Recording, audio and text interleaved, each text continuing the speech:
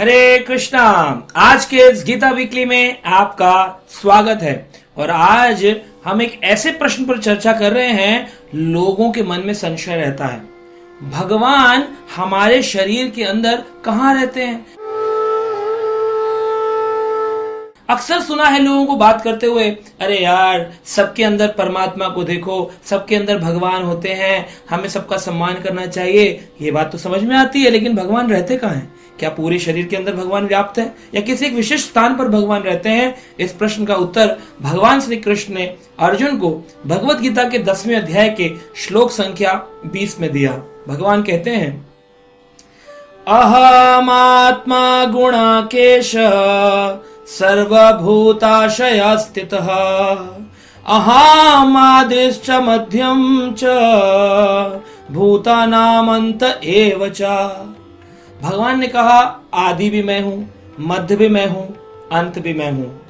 हे अर्जुन, अहम आत्मा गुणाकेश। अर्जुन को यहाँ पर गुणाकेश कहकर के पुकारा गया और भगवान कहते हैं कि हे अर्जुन, मैं कहां पर रहता हूं? आशय स्थित। भगवान ने अपना स्थान बताया। इस पूरे शरीर में हृदय के पास में भगवान यहाँ रहते हैं। यहाँ पर हर्ट जिसे कहते हैं ना, हर्ट के अंदर नहीं, the region of the hurt.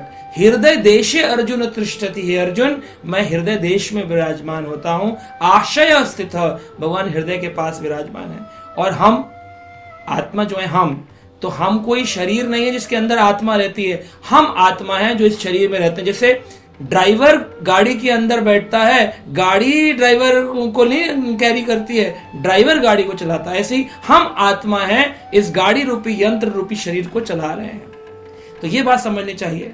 वैसे तो हमारे अनेक स्थानों में भगवान के कई एक्सपेंशन हैं। जो वैष्णव होते हैं वो 12 तिलक लगाते हैं, कहते हैं ओम केशवाय नमः, ओम नारायणाय नमः, ओम माधवाय नमः, ओम गोविंदाय नमः, ओम विष्णुवे नमः, ओम मधुसूदनम नमः, ओम त्रिविक्रम नमः, ओम वामनाय नमः, ओम श्रीधराय नमः, ओम ऋषिकेशाय नमः, ओम पद्मनाभाय नमः, ओम दामोदराय नमः। इसे 12 स्थानों पे 12 भगवान के नाम लेते हैं, क्योंकि यहाँ 12 स्थानों पे भगवान विराजमान है। तो हम इस शरीर रूपी मंदिर को सजा करके तिलक लगाते हैं। लेकिन भगवान का केंद्र, जैसे आत्मा एक स्थान पर है, पूरे शरीर में चेतना व्याप्त है, ऐसे ही भगवान एक स्थान पर है। कहां पर? आशय स्थित, हृदय के पास भगवान विराजमान है। ये शास्त्र है हमारे पास। शास्त्र कह रहा है कि हम कहां विराजमान है? भगवान के संगी होकर के। 2 चिड़िया जैसे एक पेड़ पर बैठती हैं, एक चिड़िया साक्षी चिड़िया होती है और दूसरी चिड़िया क्रिया चिड़िया होती है। यानी एक फ्रूट खा रही है, अमरूद, और दूसरी चिड़िया बैठकर देख रही है। तो परमात्मा रूपी भगवान एक आशय स्थित हृदय के पास बैठकर साक्षी होकर देखते हैं, और हम आत्मा सारी क्रियाएं यानी विचार करती है और फिर ये शरीर काम करता है। जैसे ड्राइवर विचार करता है, ये गाड़ी को मुझे दिल्ली के लाल किले तक ले जाना है, तो गाड़ी चलती हुई दिखती है लेकिन चलाने वाला ड्राइवर होता है। ऐसे ही आत्मा इस शरीर रूपी यंत्र को चलाती है, लेकिन उसको गाइडेंस कौन दे रहा है?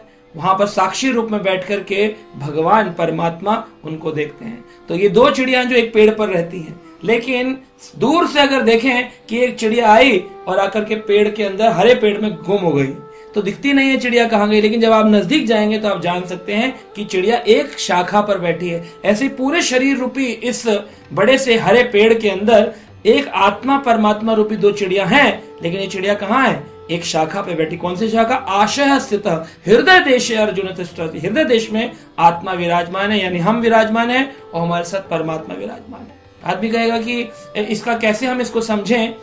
आत्मा के आ जाने पर ही शरीर की संरचना होती है। इसी प्रकार से इस पूरे दृश्य जगत को हम देख रहे हैं। ये दृश्य जगत कब बनता है? जब उसमें परमात्मा होते हैं, तब फिर दृश्य जगत बनता है।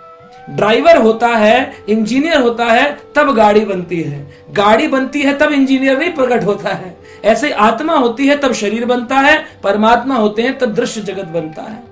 ये समझने वाली बात है। तो दृश्य जगत कैसे बनता है? कितने प्रकार के विष्णु हैं, कितने प्रकार के भगवान हैं? तो भगवान एक हैं, कृष्ण, लेकिन उनके कई एक्सपेंशंस हैं, विस्तार हैं। जैसे जब सृष्टि की रचना भगवान करना चाहते हैं तो करोड़ों सागर पे लेट करके भगवान करोड़ों विष्णु अपने शरीर के रोमकूप से अनेक ब्रह्मांड प्रकट करते हैं।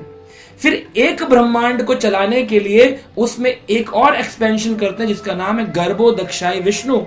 उसके ब्रह्मांड के आधे को, जैसे एक बड़े से गुब्बारे को पानी से भरा जाता है, भगवान उस पूरी गेंद को, ब्रह्मांड रूपी गेंद को आधा अपने पसीने स्वेद जल से भर देते हैं और उसमें गर्भोदक्षाई विष्णु बन के उसके गर्भ में विराजमान होते हैं।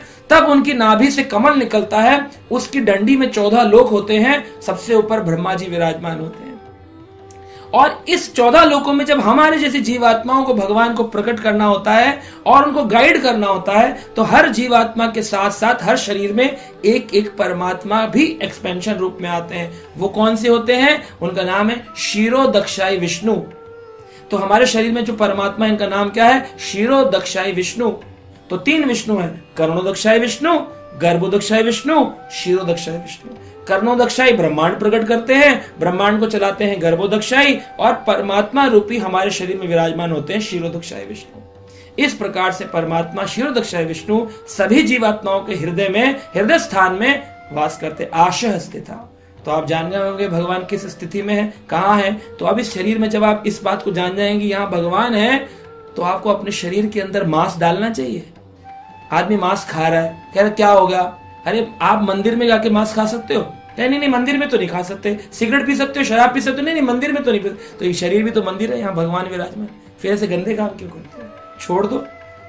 शमशान घाट बना रखा है, पेट के अंदर लोगों ने मांस के टुकड़े डाल रहे हैं, अंदर एंजॉय कर रहे हैं। शरीर में भगवान का वास कहाँ पर है, आज हमने चर्चा करी। आशा करते हैं आप इस पर ध्यान लगाएंगे और अपने जीवन को बदलेंगे। हरे कृष्णा।